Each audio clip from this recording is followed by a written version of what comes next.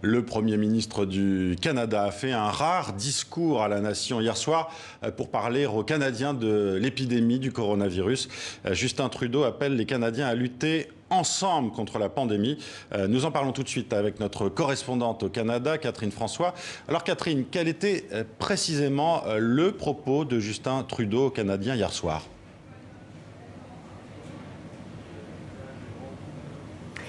Eh bien, Marianne, c'est un avertissement que le Premier ministre Trudeau a servi aux Canadiens hier en leur disant « Écoutez, si on ne se ressaisit pas collectivement, eh bien, l'automne risque d'être pire que le printemps. Nous sommes à la croisée des chemins, a dit le Premier ministre, l'avenir est entre nos mains.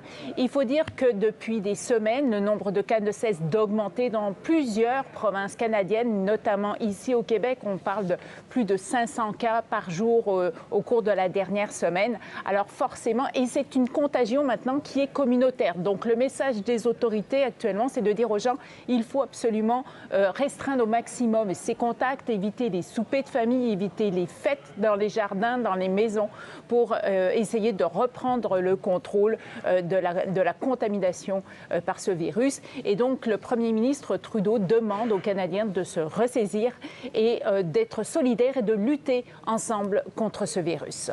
Catherine, un peu plus tôt dans la journée, il y a eu aussi un discours du trône important.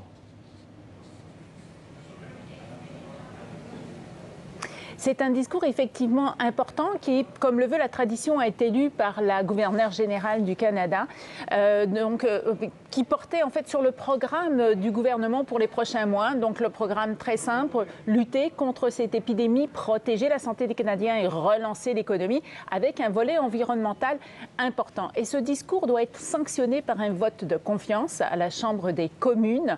Alors on sait déjà que le principal parti d'opposition, le Parti conservateur, a dit qu'il allait voter contre ce programme, contre ce discours. On attend la réponse des deux autres partis d'opposition, le Bloc québécois et le NPD, mais personne ici ne s'attend à ce que le gouvernement de Justin Trudeau, qui est minoritaire à la Chambre des communes, ne tombe à cause de ce vote, pour une raison simple. En fait, on est en épidémie ici, en deuxième vague, c'est pas le moment de déclencher des élections. Et d'ailleurs, pour vous dire, Marianne, les chefs des deux principaux partis d'opposition sont tous les deux atteints de la COVID-19.